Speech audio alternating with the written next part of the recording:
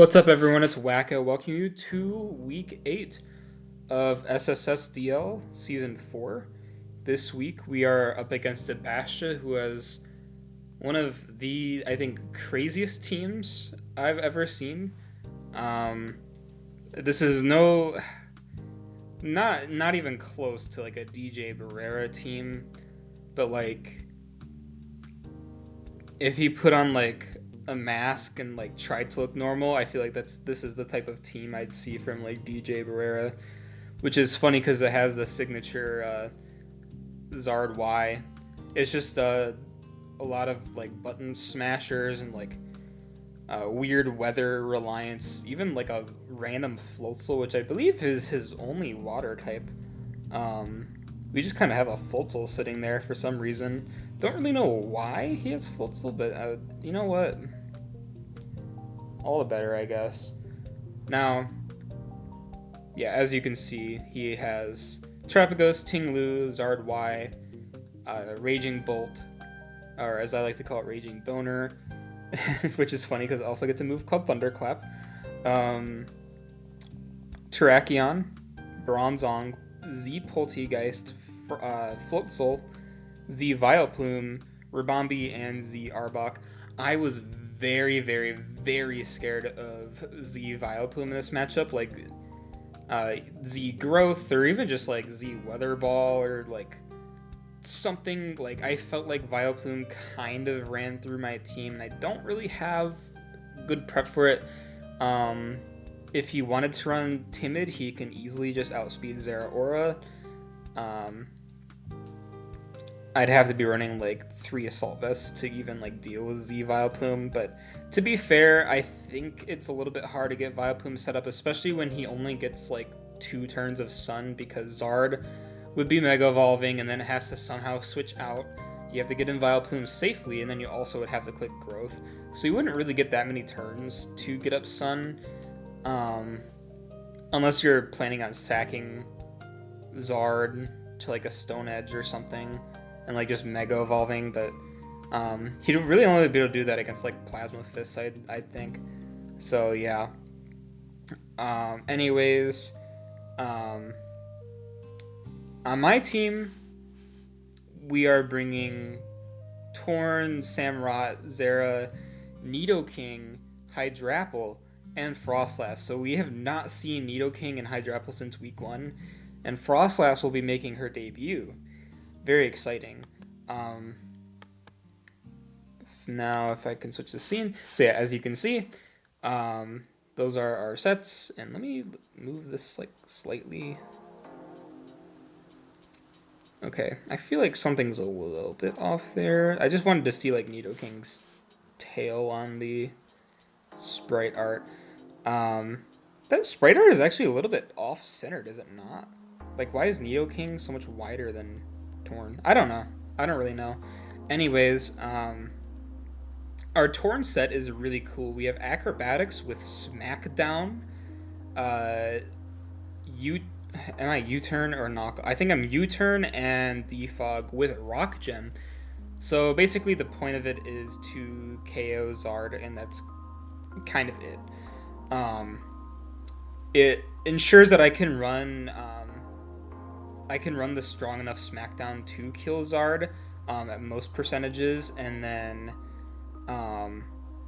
Acrobatics would be boosted, whereas I just ran Life Orb because I think Life Orb gave me a slightly better odds with the calc. I'm not really sure why, because they should both be 30%, but regardless, maybe it's just because of the way the damage was multiplied, maybe? I don't know. Or like the base power was multiplied. I'm not exactly sure, but like either way, it killed Zard, and then I can activate Acrobatics through Rock Gem if I need to use Acrobatics, which I wasn't really sure, but I was like, it's a stab move, and I'm not going to stand on Raging Bolt, so I didn't really have a better click. Samurott here is Choice Scarf with Razor Shell, Ceaseless Edge, Flip Turn, and Sucker Punch. Basically, I'm just trying to be safe with this matchup. If he doesn't want to bring Scarf Terrakion, then I can always Revenge Kill Terrakion. I can always speed tie Terrapagos if he gets off Rapid Spin, which is pretty likely in this matchup, I'd feel. And then I can also outspeed Zard, where if for some reason my item gets knocked off with Torn, which I don't think he really had like a knockoff user, but like if for some reason he scouts like the Flying Gem or something, then I can KO without the Rock Gem, not Flying Gem, Rock Gem. Rock Gem. You've never seen Rock Gem fucking smack down Torn to you before. Anyways, our Zeraora set is Eject Pack, although I kind of wish I ran Belt in this matchup instead, because I kind of realized going into the game that I had mostly super effective hits, and I don't know, I kind of wish I went like Muscle Band or Expert Belt, but it's okay. But I ran Eject Pack because he had Ting Lu, and I'm actually surprised he didn't bring Ting Lu. I mean, surely it like sort of loses to Torn, but like Samurott, like you can just body press the Samurott, and like Samurott's not doing like too much. But like if you're trading your Ting Lu for Samurott, like I feel like that's a fair trade. And it deals with Zera like really well. It also dealt with Nidoking very well, which I was surprised. I guess his prep for Nidoking was like Bronzong, but yeah. Our Nidoking though is a really interesting set. I wasn't entirely trying to like go for like Heat of the Week this week. It just happened to be like I felt like I was running the best set into Abasha, because basically into Abasha it was either lose and play them in playoffs, or I could win and just knock them out entirely, which I guess is probably a bad thing for me, because I think all of my playoff matches are going to be people that I've already played, which really sucks for me. But anyways, our set is Rivalry, with Earthquake, Poison Jab, Throat Chop, and Rock Slide. And the reason I ran Rivalry is because, as you can see, Terrapagos actually is always male. And I thought Terrakion was always male. I thought the Swords of Justice were always male. I guess I'm thinking of just the, wow. Why did I think Terrakion was male only? Well, anyways, I guess you get the gist. I felt like even if Charizard was a female, I could always just kill it with Rock Slide anyways. It was hard to calc it because the damage calc doesn't actually take into account Rivalry, like, at all. But, yeah. Yeah, I guess that was an oversight by me. I thought maybe Terrakion had a gender for some reason, but it's okay because I also kind of liked Rivalry just for, like, I wasn't really running Sheer Force anyways. I could have ran Sheer Force, but it's like, eh. And I felt like I could get away with Poison Jab, Poisons, and then, like, I wanted to catch someone off guard with that. Our next one is Hydrapple, which this week we're being Rocky Helmet with Fizz Def. This is our Terrakion switch in. But it could also take a hit from Zard. I'd have to be at like 98% or full to full. But I can take an Air Slash and I can Fickle Beam. I was supposed to be getting the Fickle Beam procs this season, however, I've only used Hydrapple week 1. And I think I clicked Fickle Beam like 3 times and it just didn't proc, so whatever. Hydrapple. Anyways, we are Fickle Beam, Giga Drain, Recover, and Yawn. I've never run Yawn in Draft League before, by the way, which I think is kind of insane because I've played over 600 games. I've never thought to run Yawn until this week. But I figured, I'm trying a new playstyle here, I guess. And our last mon is Frostlass. We are Focus Sash lead with Taunt, Destiny Bond, Triple Axle, and Poltergeist. I didn't think he'd bring Arbok. I was like, oh, this is a pretty okay matchup for Frostlass. I'm faster than Terrakion if he's Scarf. Then I know that he's Scarf locked into something and I can save Destiny Bond for like Charizard or even like Raging Bolt. So the idea behind Frostlass was on Raging Bolt, Draco would take me down to Sash, and then if he wants to stay in and click Axel, then I can, or if he wants to stay in and Thunderclap me, then I can Destiny Bond. So yeah. Anyway, starting the game, We're going to lead Frost Last. Let me make sure I'm recording this shit. We're 10 minutes in. Holy shit. I had a lot to say about my prep. Probably because I prepped last night. And I was like, I don't feel too great about this prep, but I felt nice knowing that I brought my 3 underdogs on this paste. So anyways, I lead Frostlass. He's gonna lead Charbuck.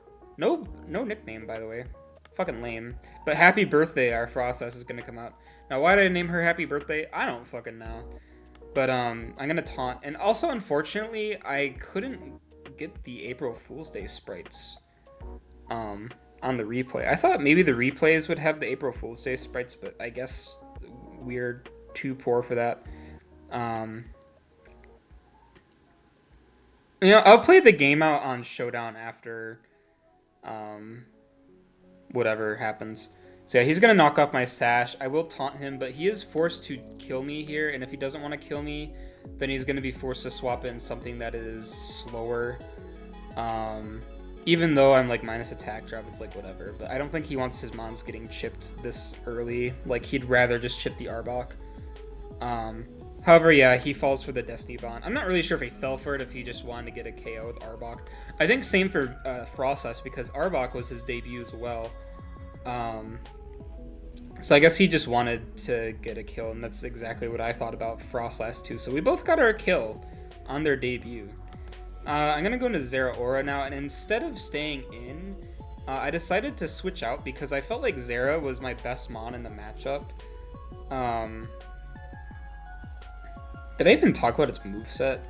I don't know. Anyways, but I felt okay switching into Bad Drapple here because if he was like Life Orb SD, he couldn't really KO me with anything. So, unless he was like Mega Horn, but yeah, he's gonna Rock Polish, and then Mega Horn will take me down to 55. So yeah, if he was Life Orb, he would have been able to kill me if he was SD, but he decided to click Rock Polish. Anyways, I'm gonna Yawn into him, and then Close Combat doesn't knock me out.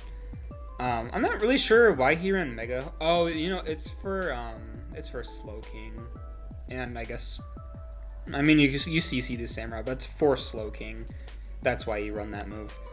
Anyways, I click Fickle Beam. It doesn't exactly KO him because I don't get the proc, unfortunately, which kind of stinks for me because I would have loved to been able to get a Fickle Beam proc, but it's okay because I'm sorry, I keep pausing, but after talking to Unny Bunny about this, when he drafted, I think, Terra Hydrapple, that he only procced Fickle Beam like once the entire season, and then the rest of his procs were in playoffs.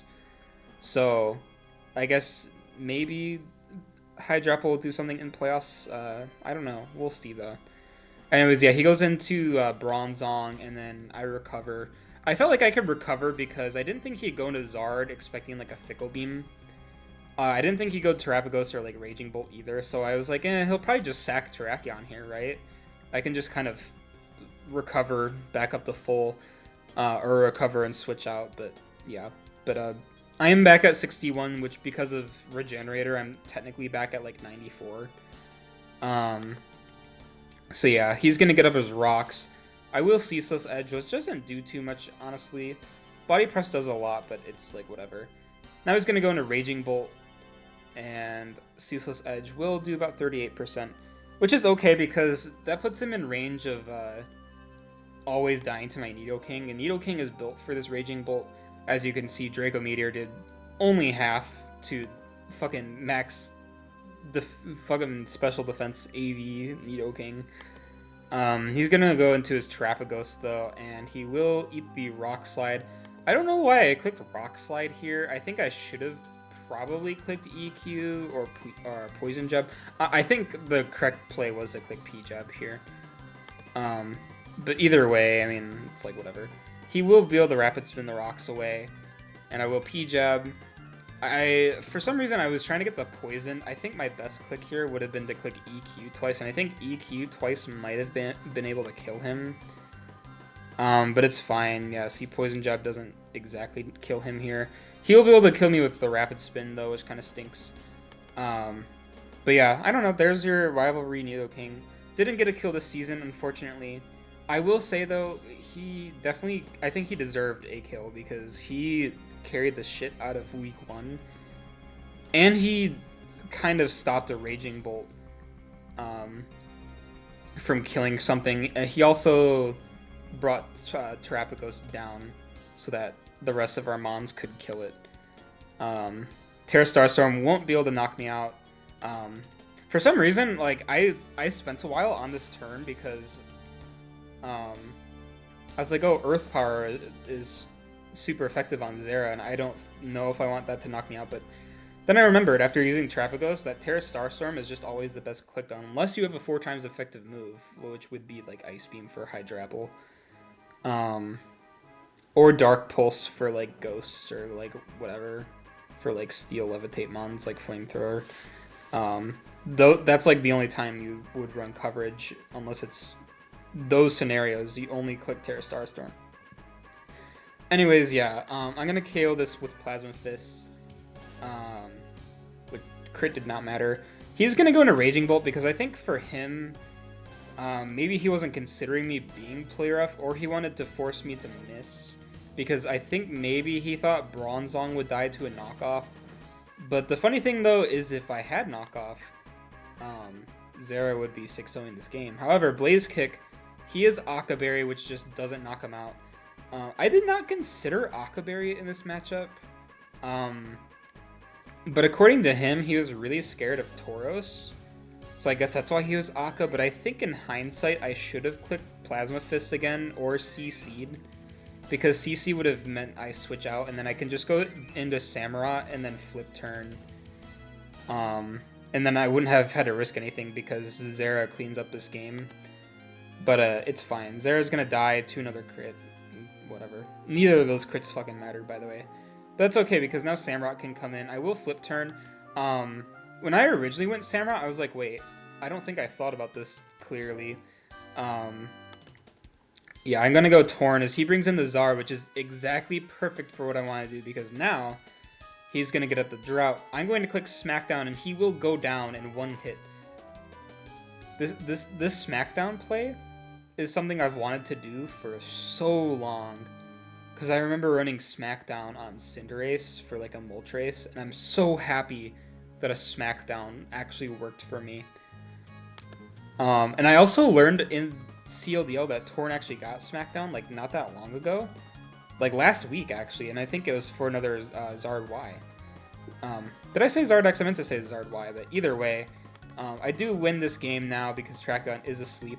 However, I'm a stat patter and I am going to go into my Samurott. I am Scarf. I know that he's not Scarf because he clicked SD. He switches move 3 times, so yeah, I am going to kill him with Flip Turn, and we will Flip Turn into our playoffs. Yeah, so this was a really good game. This was, I think, our first win that wasn't like super close. Like this game was closer than I think it looks, but like either way, I could have probably played better. I think Zera should have been able to clean up. I think Zera deserved like 4 KOs there because it definitely won that end game. That it killed Zard, it killed Raging Bolt, it killed Terrapagos from that rage, and it killed Terrakion.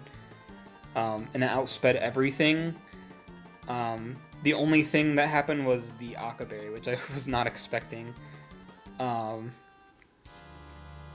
But that's okay because that means our Samurott ends up getting 2 more KOs, which puts him back at 12. I don't think he's close to kill leader anymore. I actually think Greninja is the kill leader currently, but you know, I don't really ever need kill leader. If anything, I feel like having kill leader makes me want to like stat pad even more, and then that can also turn into like throwing games and such. But I am really happy with Samurott's performance. I haven't used this mon since like 2 years ago when we found out what Ceaseless Edge like did. And I think I drafted it for 10 points. It didn't even have Flip Turn yet, so this mon kind of sucked at the time. I think Flip Turn makes this mon like 4 points better. Just having that pivot move and like forcing switches because Ceaseless, Sacred Sword, and Razor Shell are just so strong. By the way, you are a pussy if you run Aqua Cutter. Run Razor Shell, because that's based. Anyway, yeah. I think I'll talk about my team a little bit more in playoffs, but right now I'm really happy with how my team is performing. Samurott is sitting at 12 kills. We have Mawile at, I think, 11. I guess I can kind of play it out on here now if you guys want to see the sprites. I'm just going to instant replay this while I'm talking. But yeah, I'm glad that I got to use my last Mon, Frostlass. And the funny thing, though, is I've considered bringing Frostlass to, I think, about 6 of the 8 games so far. And I've played with it quite a bit on certain pace. And then it's just like, the 6 that I've been using are just better. Because I've been using... It's been a mixture of Torn, Samurott, Zeraora, Slowking, Silvally, Mega Mawile, and...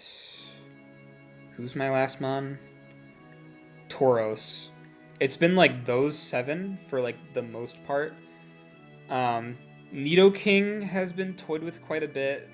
Hydrapple, I feel like I didn't consider Hydrapple for like most of these games, and I think a lot of people have been mad at me for not using Hydrapple because they thought Hydrapple would be like super like uber broken because of Trick Room in some matchups, but I was like, I kind of felt like I needed Slowking to do other things. What the hell is that Trap Ghost set? I don't understand that at all. Is that a piano? I don't even know what I'm looking at. Did all of my mons get to come out this game? Yeah, they did. They sure did. Anyways, yeah, what was I talking about? Yeah, Nidoking, I've toyed with it quite a bit. It's just like, in a lot of matchups, it was too slow. And too frail to really do anything. And if I want to run like a bulkier set or like Choice Scarf or like some weird, not like Life Orb set that it just wasn't strong enough. Hydrapple just had that issue where I felt like a lot of teams just had so much ice coverage. And if it was Appleton, like I think I would have brought Appleton to like an extra game. But because it was Hydrapple and it didn't have the, it didn't have, like, that thick fat immunity, or the thick fat, meaning that, like, fire and ice, like, don't hit it that hard. Regen's nice on Hydrapple, but it's like, there's just sometimes where it seems like, I felt like Hydrapple just wasn't the best to bring in. Grass Dragon is, like, kind of awful defensively. It depends. Like, Grass Dragon is really good in certain cases, but it's also really bad in other cases. So I guess I'll keep that in mind next time I want to draft, like, Hydrapple, because I will definitely draft it again. Probably going to try it with, like, Terra, though, and I'd love to try Terra Hydrapple, like, a lot. Yeah. The rest of my team, I don't know. I've been loving the rest of my team, except maybe Tauros, but I also kind of gypped Tauros out of doing things, but yeah. Also, unfortunately, Nidoking does not have any KOs for the main season, unfortunately. Like, it's really surprising because Nidoking was pretty much my premier special attacker, and I just didn't get like much use out of it. I wouldn't say the mon sucked. It was just like it felt too bad to use. Like, I just couldn't justify myself using it, unfortunately. So yeah, with that said, I will see you guys next week for playoffs. I do get to pick my opponent because I am top seed and we went undefeated. I am the first coach in SSSDL to go undefeated for the main season, but usually when I go undefeated, it means that I will lose round 1 playoffs because it's exactly always what happens. So I guess we'll see. And yeah, I'll see you guys then.